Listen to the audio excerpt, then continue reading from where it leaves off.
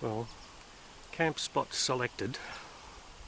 I'll have to square it up a little bit though before I pitch everything, but have a look at this.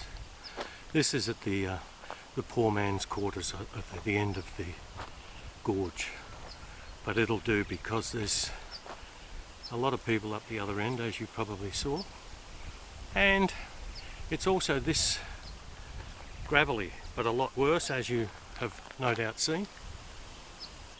I hope this is picking out the fish, and a bit of green algae. We don't mind. There's a dragonfly down in there somewhere as well as. Beautiful. Carawine Gorge. Now, perhaps I shall set up camp. Make sure there's no overhanging branches to clock me on the head. Car looks pretty level, I must admit, so that should do. I'll just square it up a little bit into the side of the hill and we'll be camped in no time. Well, camp is basically set up. About 10 minutes. Tent is up. Haven't put the ladder up to the tent yet, nor put the awning poles out for the tent, but that'll do because you can see I've got a beer sitting on the table and it's so hot here. That's where I'm going to sit down. Let's just have a little wander along the river, well, the gorge, river gorge, whatever.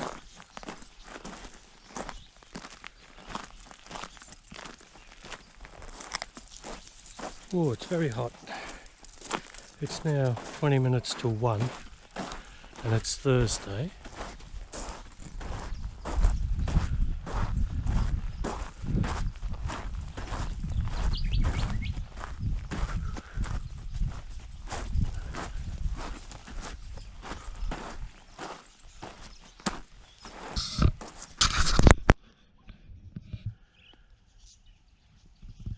Plenty of bird life around, although they're actually in the trees now. They're sitting right above me and I'm trying my best to get them in the monocular, but the little buggers won't stay still and I'm not quick enough to get them, but I will eventually.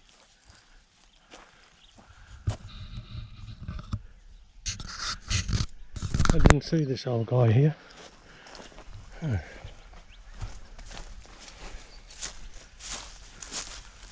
It's alright, I'm just encroaching on your space, but don't worry. Oh, pardon?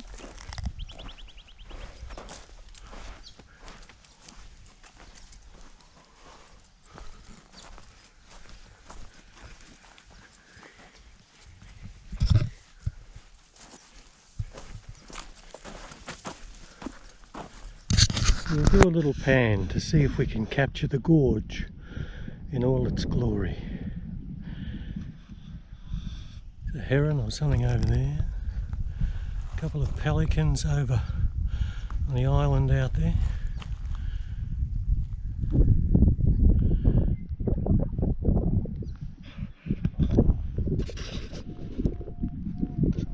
We'll do that again with the telephoto on.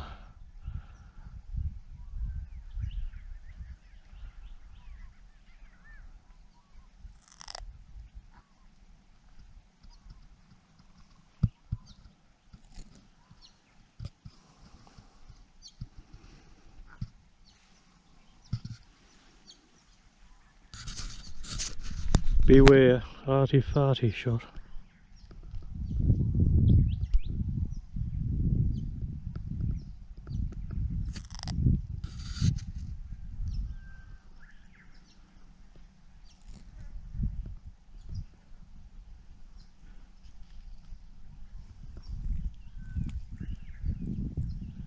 Campers through the trees.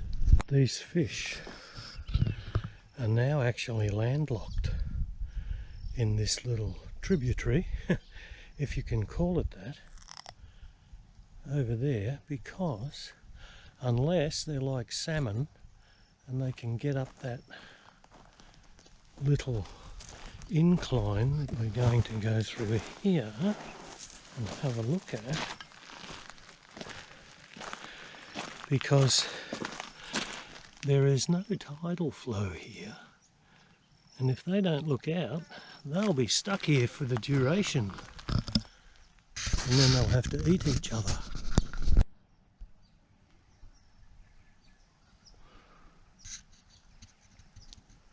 And that's where these fish have come from. And I don't really like their chances at all of ever getting back out of here unless they can survive through the summer. And I would suggest that by that time this pool will be dried up.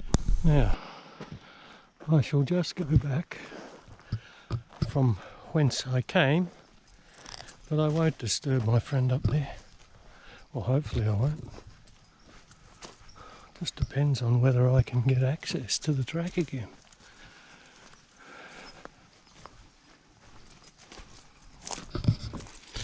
We'll go through here.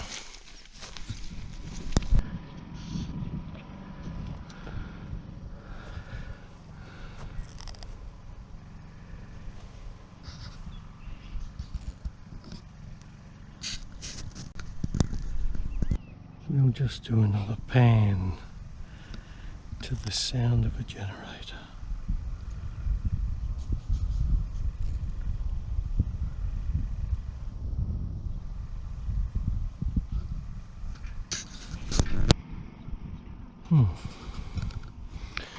Okay, we'll go.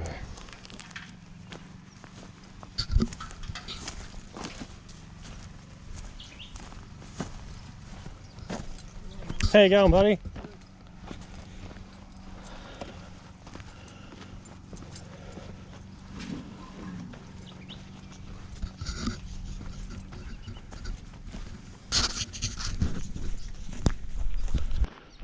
Can you make me out in the distance? There's probably just a little white blob under that tree in the middle of screen. That's me, that's where we're headed.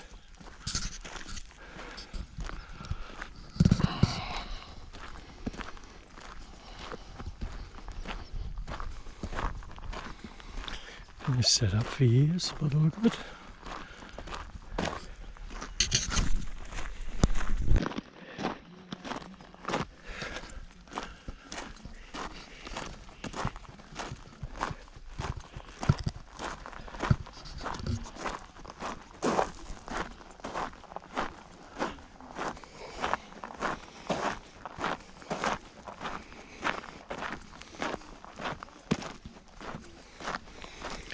We've got a TV going. Goodness me. You come out here all this way to watch TV. People are funny, aren't they? In the off chance that we're warned of a raging flood coming through here, there's my escape road. You can just imagine in the winter though, this is probably underwater. Oh, that campsite is looking more and more inviting as I get each step closer. Come to me, baby. I've got a bottle of soda water and some lemon cordial, and I'm going to devour it now.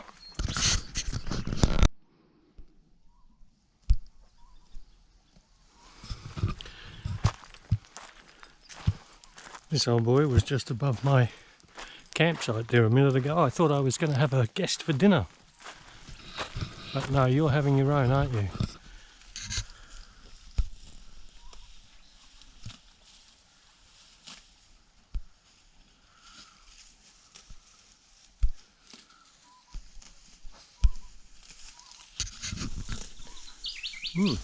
Now I mentioned earlier that one of these has ceased to work. This one here is fine, so I plugged that into the cigarette lighter, but I had a dual system so that I could charge all of this crap that I need to take with me. But one, as I say, is not working. So, as a backup, I also have my inverter which is now plugged into the fridge extra socket, but I'm charging this battery pack here, as you'll see the light flashing, and the inverter is not actually turned on, but obviously there's a residual current that goes through there, and these little backup battery packs are really handy for charging up the like your GoPro batteries and things.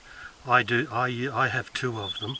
I might even get more, and I'll charge my batteries up in case these things fail. Well, I established what the problem is. It's this little old style fuse, and of course I don't actually have a spare, but do I? I could have a look in my own fuse box in the car, couldn't I? But I think they use those spade fuses now. Modern technology. I won't worry too much about it. I know what the problem is now. When I get to Port Hedland or the next town, I'll go into the auto shop and buy a few.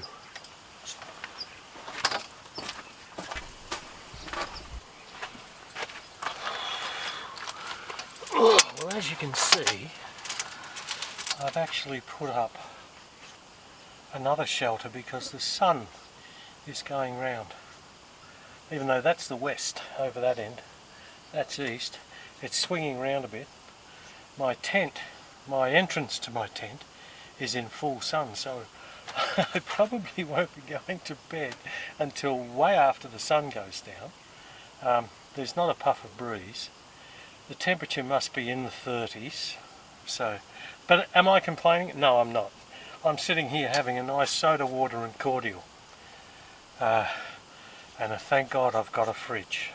It's actually set to freezing, so I've just got to make sure I've got another bottle of water sitting on the table that the camera's on, and it's actually an ice block, but that's for later tonight.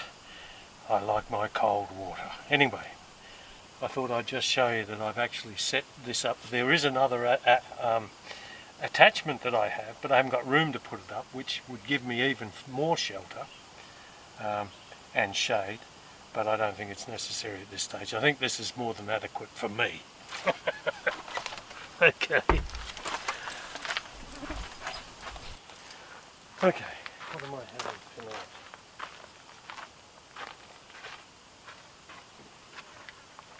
Steak, beans, eggs, and I think I have a hash brown in here.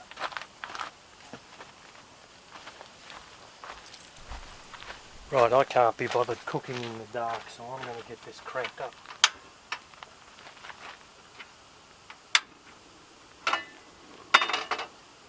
We'll heat the pans. These are probably still frozen.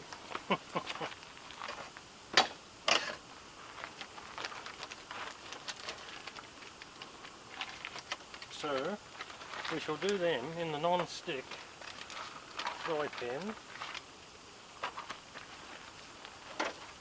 putting our rubbish in the rubbish bag.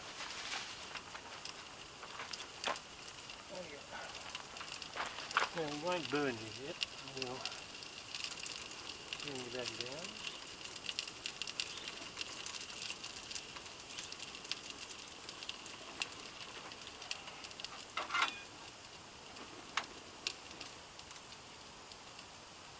Don't take long, these things.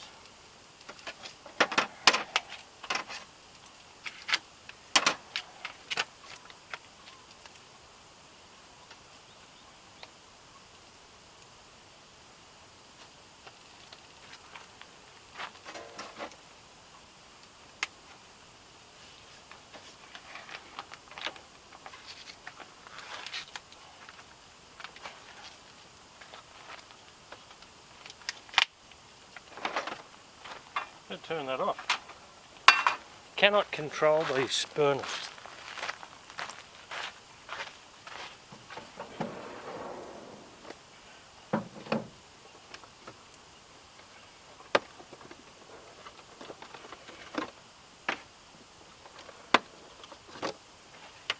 a little bit of seasoning.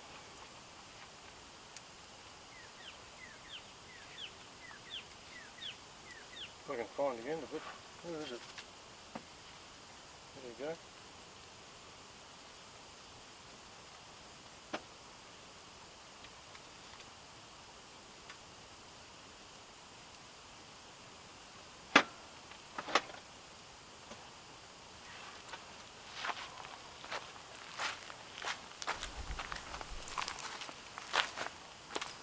Right, now, you're on. Do I want beans or not? The problem is, where do I heat them?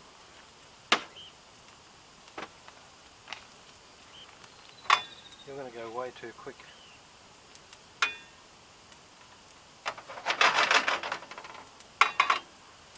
What the heck?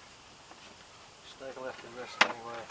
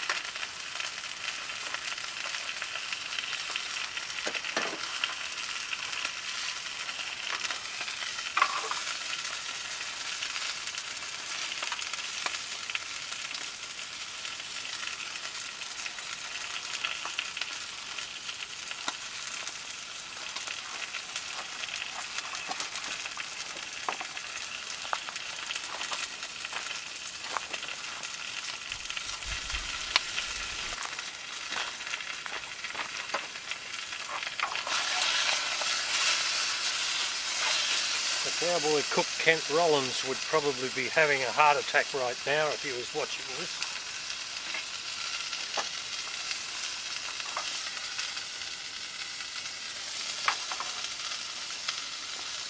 The Cowboy cook.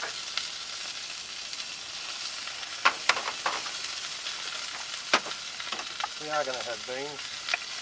I've just decided we're having beans and we're going to do them in there.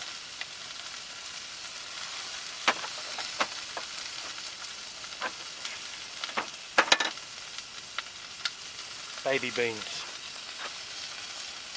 Oh, they're not going to come out, are they?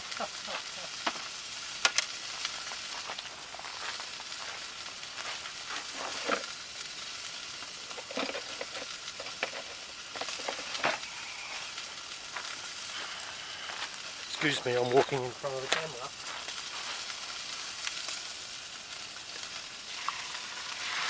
There they go. There, beans. Look at that.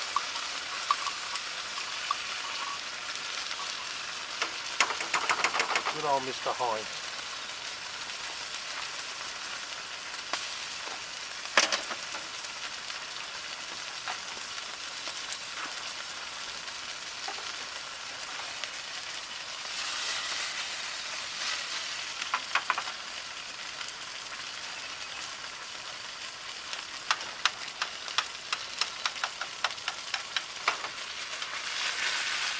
Bean flavoured hash browns, yum.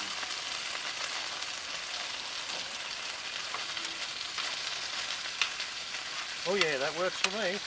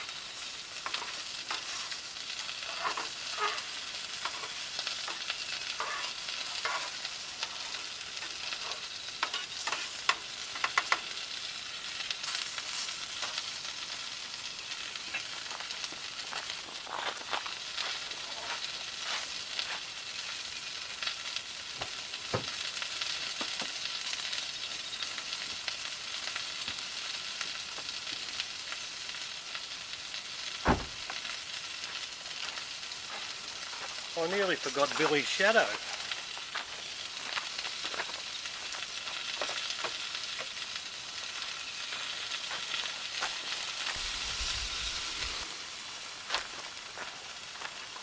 We'll let that rest. They'll be done. Doesn't look very appetising, but hey, it's outside. It's camp cooking. Now, this.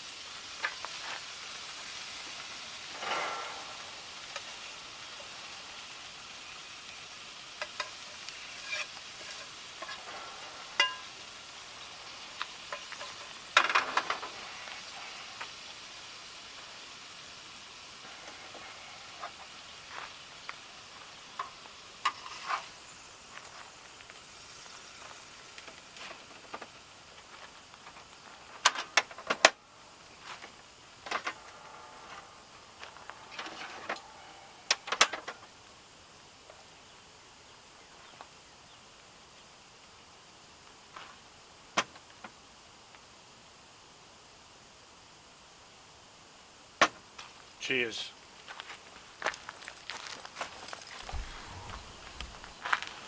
Now when I was at the grocery store the other day, I bought some of those tropical fruit just to finish off dinner. The steak was really nice, and the hash browns and the beans. Oh, you bastard, look at that. Now these should be really cold because they've been in that fridge. Let's see.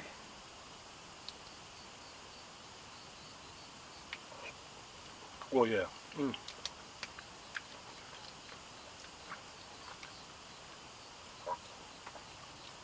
I might have a couple of them.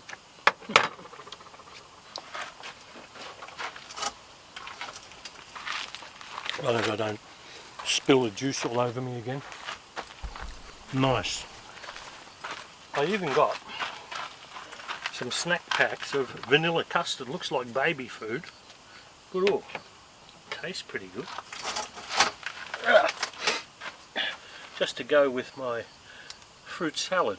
This was at the suggestion of the young lady in IGA. Was when I had to ask her where the aisle was because I couldn't find it, and she said they'd done a relay and they hadn't changed the signs. So while I was buying these, she said, "What about custard?" And I said, "That's a good idea." So I did. She was a good saleswoman. Good.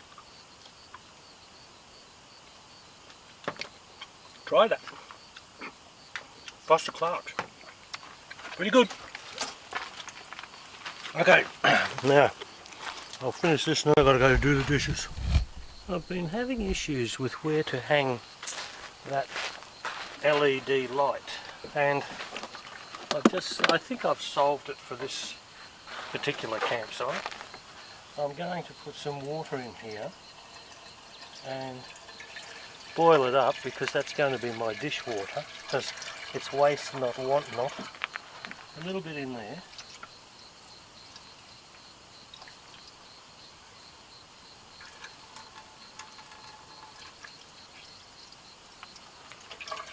How many of you picked that I've actually changed the camera angle?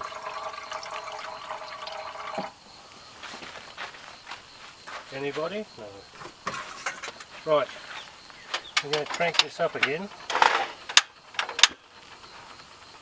Put some hot water on this.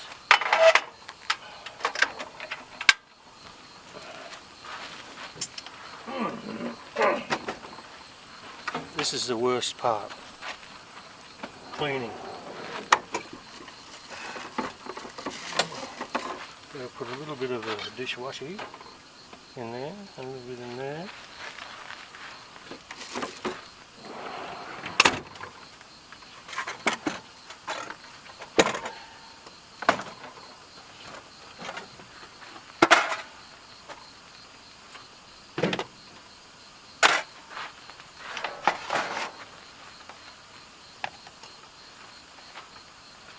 And when that comes to the boil, I'll put them into the collapsible bucket and I'll finish the dishes. Okay, they've come to the boil, so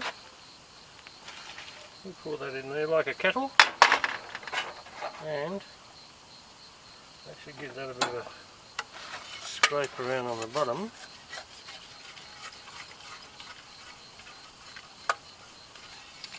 Don't like these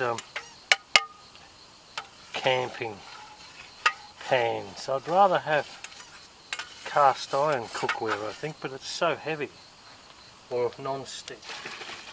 The non-stick stuff is pretty good. That's fine. You can just wipe that out with a paper towel. This stuff that they make for camping, it's rubbish. I wouldn't recommend it. Right, I'll let that sit. I'm going to do the dishes now. You don't need to see me do the dishes. You get the gist of it now, don't you? Now I've done the dishes, but I haven't dried them. But while I'm drying them, I've just poured a cup of water into this cup. That then goes into that billy. This is for my tea, cup of tea. So I can have that on there, and that'll boil away while I do the dishes and finish drying them. Well, I'll just put that down. Waste not, want not. That's just a cup of tea, boil it up, boom. No waste. No waste. Now I've got to dry my dishes. I've got to dry them. Okay, and just to show you, I'm just going to spin round here a little bit, because it just shows you how in the time that we've been cooking dinner and clearing up, can you see that? Look at that. That is the sunset at Carawine Gorge. It's gone. Say good night. Night night. And that's where I'm going to be going after I've had my cup of tea. Into bed. Morning at Carawine Gorge. Look at the colour.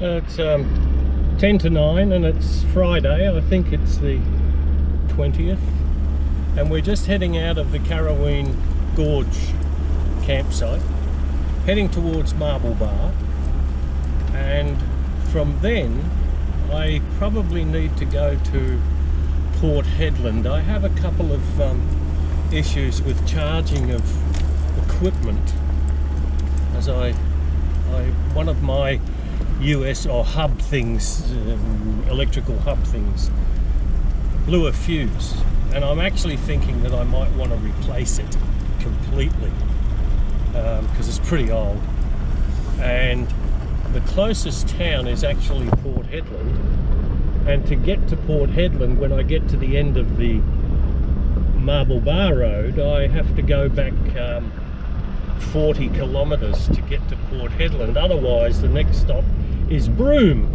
and that's going to take a couple of days to get there, camping along the way. So it looks like it's Port Hedland, and I was actually trying to avoid it, but these things happen. So I'm ready for it, so let's go. Right, well, this is the road out and of Carawine Gorge, as I just mentioned on the last scene. So we're going to be heading to Marble Bar. Whether I camp there over, I actually might camp there, I'm not sure. Everything is up in the air at the moment, because I can have multiple choices as to what I want to do today. As you can see, it's another beautiful day in northern, well, the mid part of WA. We're not actually fully at the north, I don't think. But anyway, it's beautiful. Sunshine, no clouds that I can see on any horizon, and the temperature is now rising. It was quite cool sleeping overnight, very, very comfortable actually to sleep, but it's going to be warm today, and we are now heading towards what is commonly known as the hottest town in Australia, Marble Bar. if there's one good lesson that I did learn from that particular camp, it is imperative that you do let your tyres down when you encounter fairly soft gravel. That was the reason that I actually got bogged. It wasn't really bogged, it just I couldn't get any drive, and I was going to dig myself deeper into the ground had I continued. So I dropped my tyres down substantially, and when I say substantially, down to about 22 psi, down from, I think I had about 30 or something. So, and that made all the difference for me getting in and out of there. So currently I'm on about 22 I think at the front, and about 24 or something in the back.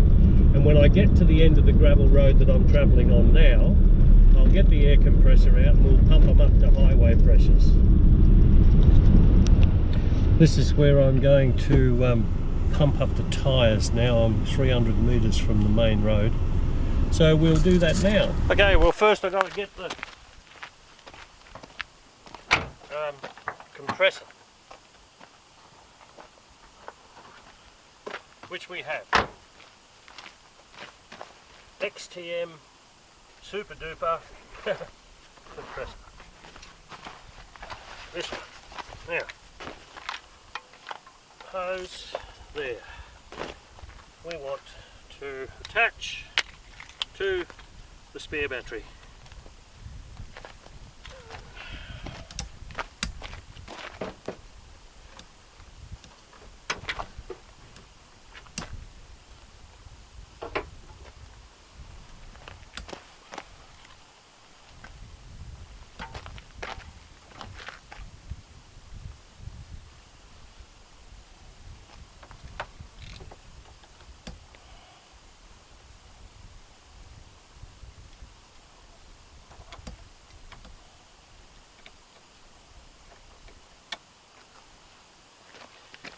Test.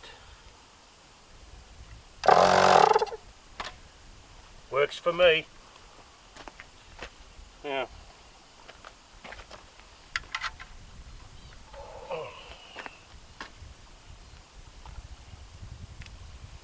This has a gauge on it, but I'm not sure how accurate it is. We'll have a go. Have a go. Yeah.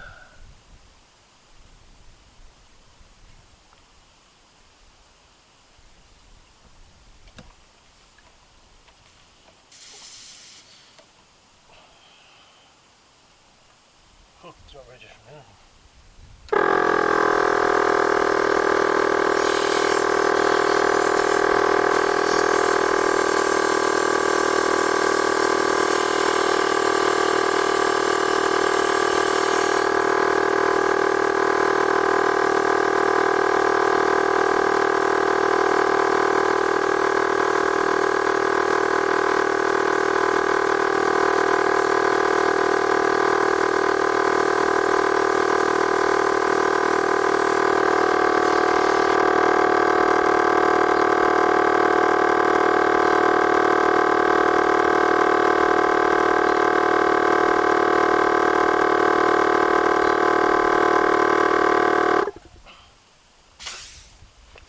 I never trust these gauges. I've got a little pocket held one, which I use.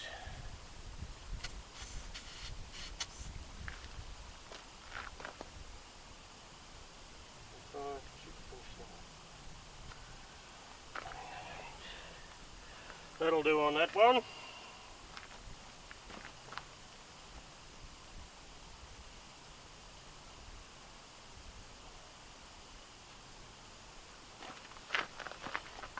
Shall move round to the front and do the same.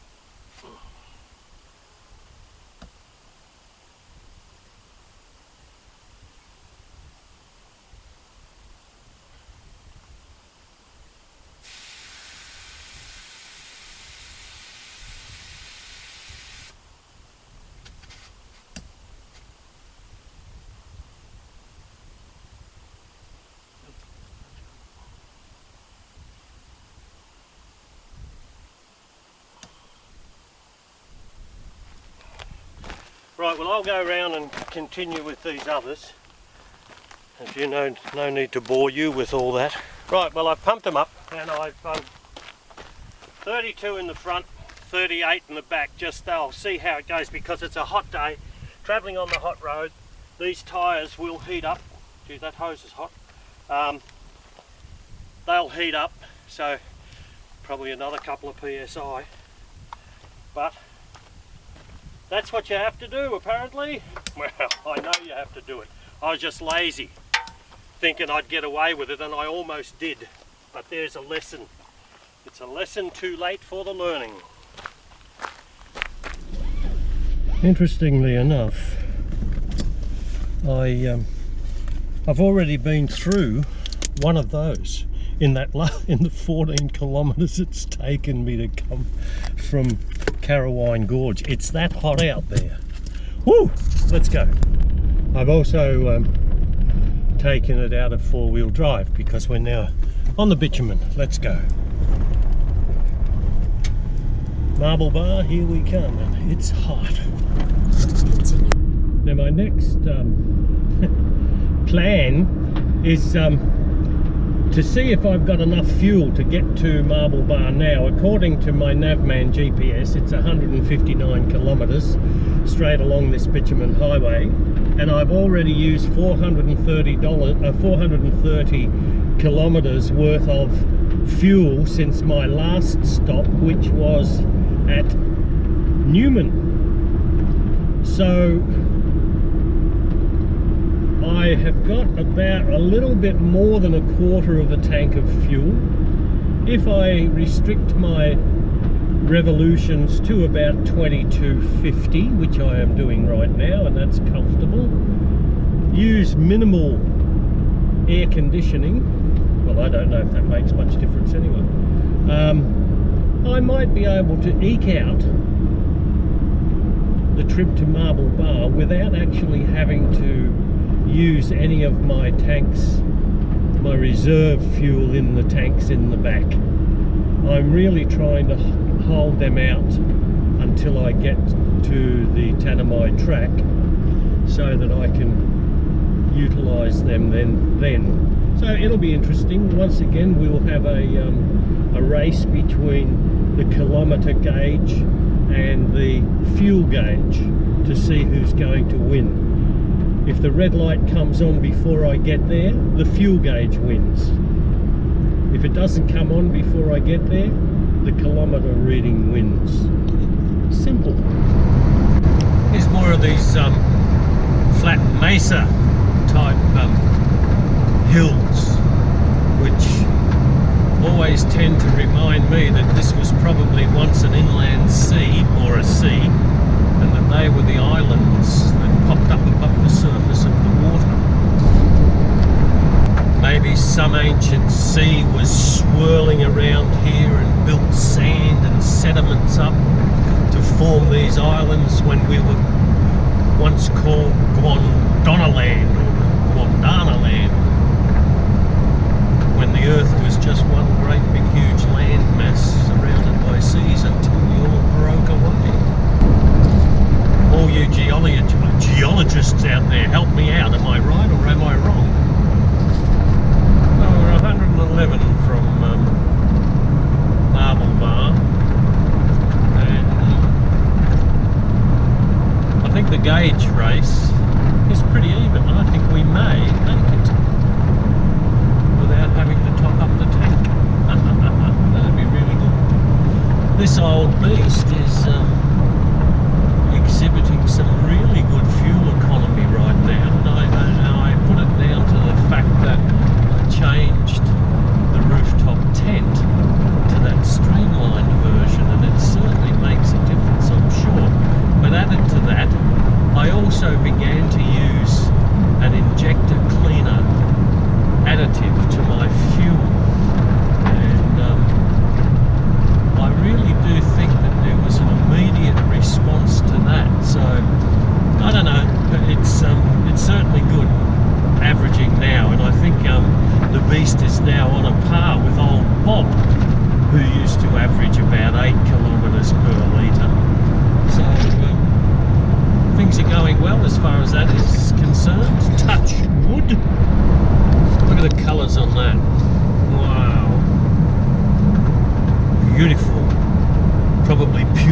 galore.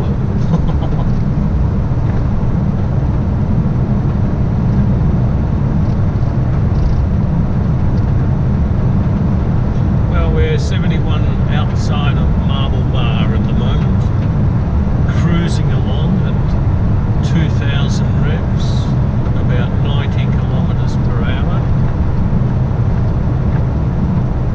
Very pleasant. According to the sign back there, this is a very steep climb that lasts for 2 kilometres. And it is. Quite spectacular.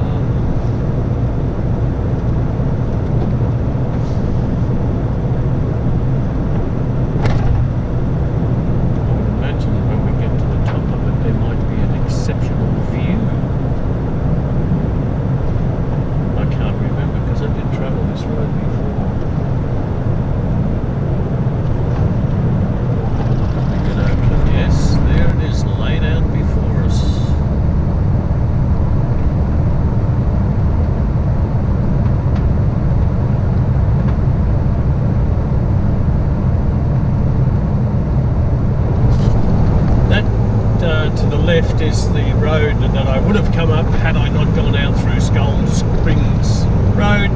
Takes you down to Nullagine and thence to Newman. Now we are currently 18 kilometres from Marble Bar, and touch wood, I haven't seen the red light come on the fuel gauge yet, so the chances are going to make it into Marble Bar. That's amazing. Right, there is the signpost. Marble Bar to the left, about 8 k's I believe, and Port Hedland about 200 up that road there. So let's go into Marble Bar and get some fuel, and then we'll decide what's happening.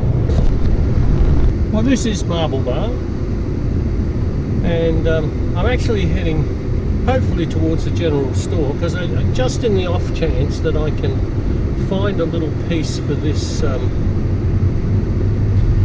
USB hub thing that I have. And they're very helpful back where I just got fuel. The guy said, give it a go, you never know. So we'll have a look. I think it's down here.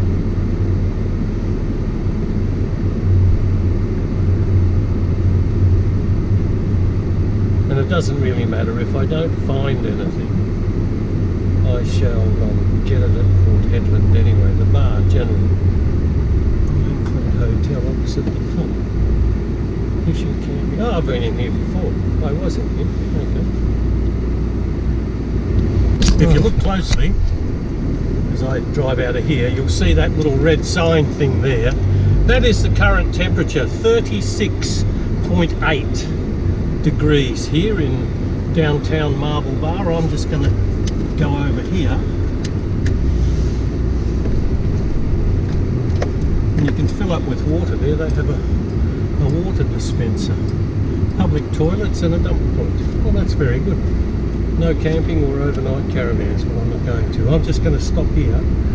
I bought something to eat, and I'm going to consume it. Then I'm heading out towards Port Hedland. Righto.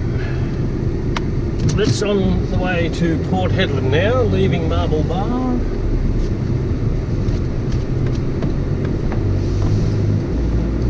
There's the pub, Ironclad Hotel.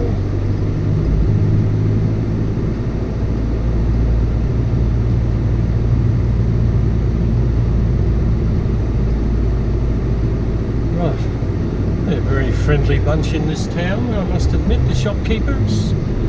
Very, very helpful people. Lovely.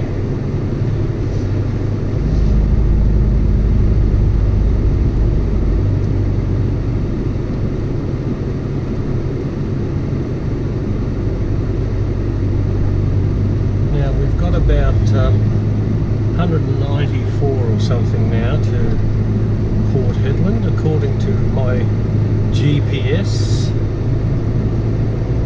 Okay.